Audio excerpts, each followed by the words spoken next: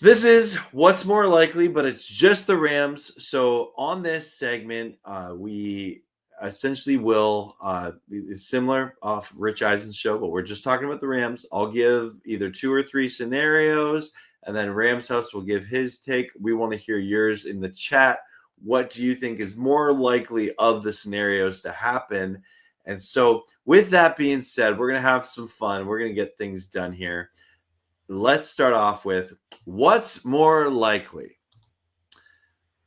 The rest of the Rams wins this season are won by 13 points or less, or the Rams have one game they win by 20 points or more this year.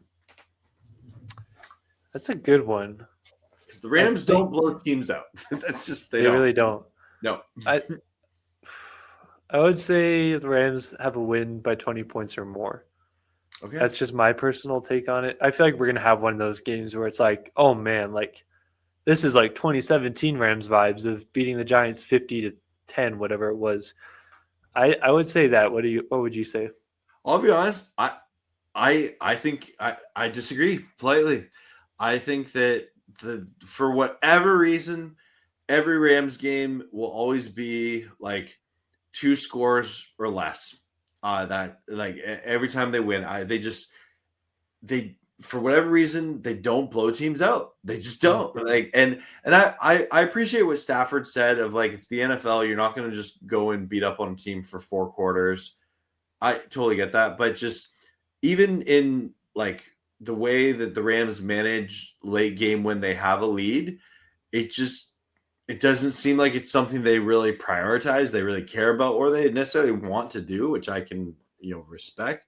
But yeah, as nice it would be, I'm of the mindset of this is just a Rams team that always plays close games, and we got to get our defibrillators on standby on Sunday. It's interesting. Like, I can definitely see that that's the style that the Rams play, but I can't help but look back at that Eagles game with the Rams, even with the mistakes that we were making, like being up 26-7 on them, the Super Bowl champions in the first half. Like, I just see that kind of vision where it's like, there's got to be a game this season where that happens. Like, we put up 50 plus points on the Broncos with Baker Mayfield. Like, I don't know. They do play a lot of close games, but I could see that one where it's just like they just blow up. I would love to see it. I'm not there. I think after the Titans game, I was like, okay, that's not this Rams team. I've just accepted. Maybe they change and can go into that, but I don't see this team being a team that will ever blow a team out. And they can beat any team in the NFL. They absolutely can. But I don't see them, even teams like when they play the Saints in a couple weeks, I expect that game to be 13 points or less. That's fair. And again, a win's a win. Win's a win. Yeah, they all count the same. All right, what's more likely? The next time the Rams have a 4th and 1 in the 4th quarter or overtime, what's more likely? They kick, they run, or they pass? In overtime. It's kind of hard. This is dependent on a situation. I'm just going to say. I meant it to mirror the situation that they just had last night. Okay. Yeah. I would say they pass it, to be honest. And maybe that's wishful thinking for me. But in that situation, it's like, I don't think you want to play for the tie or play for like, maybe we give it back to our defense. They get a stop. We go and score quick.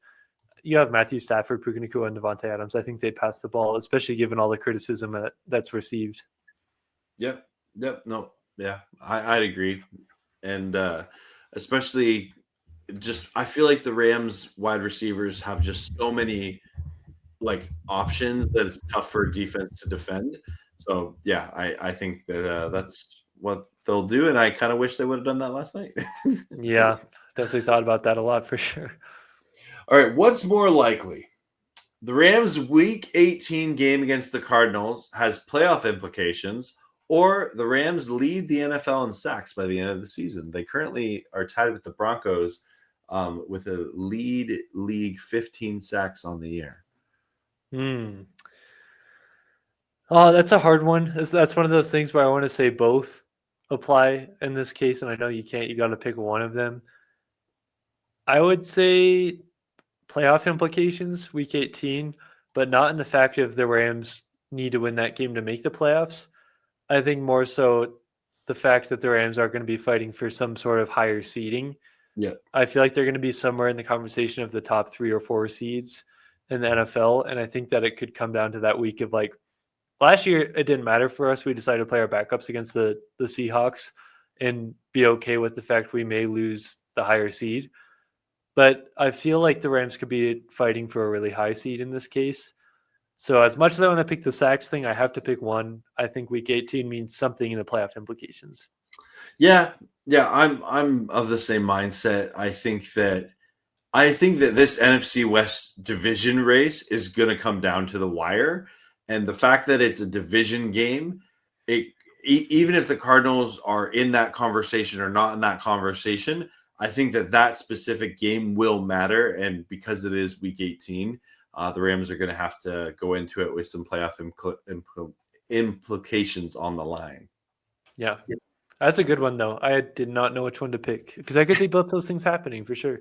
Yeah, definitely. All right, what's more likely? I like this one.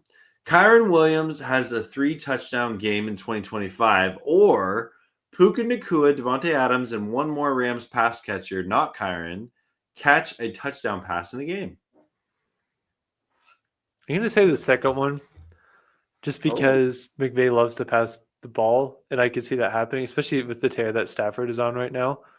I could see a Puka Nacua, Devontae Adams touchdown and throw in Tyler Higbee there, or Puka Nacua, Devontae Adams and Jordan Whittington. Like I could see something like that rather than a 3-touchdown game from Kyren. Yeah, I think I'm of that mindset just because of the way Stafford's slinging it. Likely it would be Kyren getting a touchdown also in the passing game. Yeah, I don't know. I really felt for Kyren last night because he was so close to having the story of like Kyren Williams, one of the best games of his career. Yeah. And unfortunately, because of that fumble, it didn't turn out that way. But anyway, I agree. I think that especially with the way Stafford's been slinging it, I totally could see him having a game where he just like hits 3+ different players for touchdown passes in the game. Yeah, totally. All right, what's more likely? The Rams go the rest of the season without a blocked field goal, or the Rams win the rest of their NFC West division games? Gosh, you have some good ones tonight. This is a hard one. Oh, man. Oh, I haven't seen enough to say that the Rams aren't going to have a field goal blocked the rest of the season.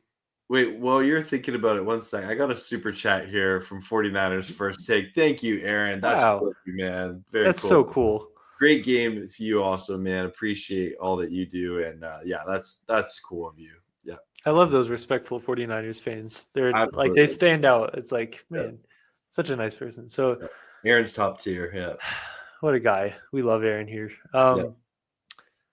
Yeah, I haven't seen the Rams be able to fix that problem with the blocked kicks. So I would say it's more likely that the Rams win the rest of the. Oh man, that's just a hard one. I don't want to be disrespectful to the division, but it's more so the fact that I'm not confident that. I guess which is harder? Which is harder to fix the field goal issue or to like sweep the rest of your opponents the rest of the way? Right. That's why I need help on this one. What do you guys think? It's frustrating that this is a hard question because you would like it to be the Rams go the rest of the season without a blocked field goal, but they have 4 in 5 games. Yeah. I'm going to say it's more likely that they go the rest of the season without a blocked field goal. Just kind of going back to what you were alluding to earlier of McVay being urgent about like this needs to be fixed. Yeah. Like we haven't seen evidence that it's going to be fixed yet, but they've got to fix this. Like this is probably a historic rate. Yeah. So I would say that. That's a good one though. Yeah, when I came up with that one, I was proud of that one. Yeah. I was not generated by AI. Take that AI. Yeah, take that, you bots. Anyway. What's more likely? Terrence Ferguson leads all Rams tight ends in yards by end of season, or Byron Young leads the team in sacks by end of season, because he currently does. Byron Young leads the team in sacks for me. He's on the field a lot more than Terrence Ferguson is, and this could be like a projection thing of Terrence Ferguson gets more snaps and they can't keep him off the field. To be fair, the Rams don't really have that impressive of a tight end room as far as statistical output right now. Yeah. So you could make an argument that it's easier for Ferguson to do what he is, but just given the fact Byron Young's already leading the team in sacks, he's looked a lot better, and he's on a tear right now. Jared Verse is getting the attention, which frees up Byron Young. I'm going to say Byron Young leads the team in sacks, and he won't have to shave his beard, if you guys understand that reference. Yeah. Yeah, I would agree with you. I think the only way Byron Young doesn't lead the team in sacks this year is if Jared Verse has a couple of games where he just has like 4 or 5 sacks in a game. True. Which he has the potential to do, especially when they go against some of these teams that don't necessarily have the best O-lines and tackles. So, yeah, I agree with you. I don't know. I do think there is a potential, though, if Terrence Ferguson can kind of be that late bloomer in his rookie season, it's not crazy to think he would lead all Rams tight ends in yards. Definitely not. And that's definitely a good question there in that sense of it, because, again, I'm actually going to look this up. I don't know who has the most receiving yards at tight end for the Rams this year, but I don't think it'd be that many. Allen. Let me take a look at this. Like, I know Davis Allen has the 2 touchdowns. Yeah, I'm curious. Let's see. Oh, I guess I should put this season because it's bringing up Tyler Higbee for his career. Oh, yeah. Yeah, Tyler Higbee is leading the Rams in receiving yards at tight end with only 62 yards. Okay. So, like, this is achievable for Ferguson. He just needs to be out there more. Because, well, he got like 21 on his 1 catch. So, you know. Yeah. Yeah. There's a chance. Yeah, he's already a third there. Man, that speaks to the tight end room this year. Right? All right, I got one more. This is a fun one. What's more likely? The Rams make a trade of some kind before the deadline, or both our channels combined gain 1,000 subscribers before the trade deadline. Shout out if you're watching, like and subscribe. That's it. I like what you did there. This is like my favorite one so far. I would say the Rams make some sort of trade before the deadline. I'm very confident that the Rams are going to make a trade before the deadline.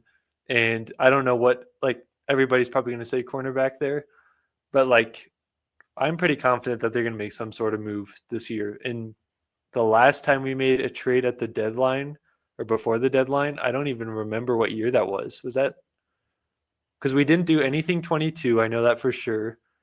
It may have been 2021 that was the last time the Rams made a trade before the deadline. So I'm going to say that. I'm trying to think in season.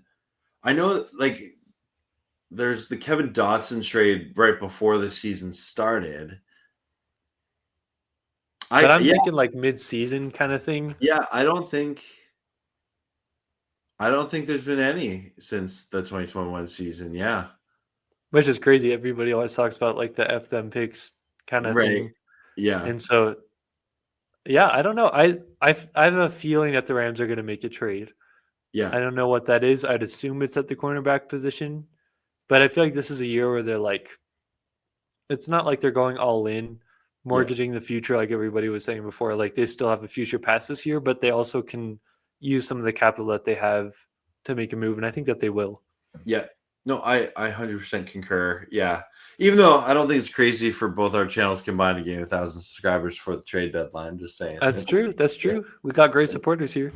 Yeah. Well, and again, if the Rams keep losing, our views keep going up. So yeah, that's true.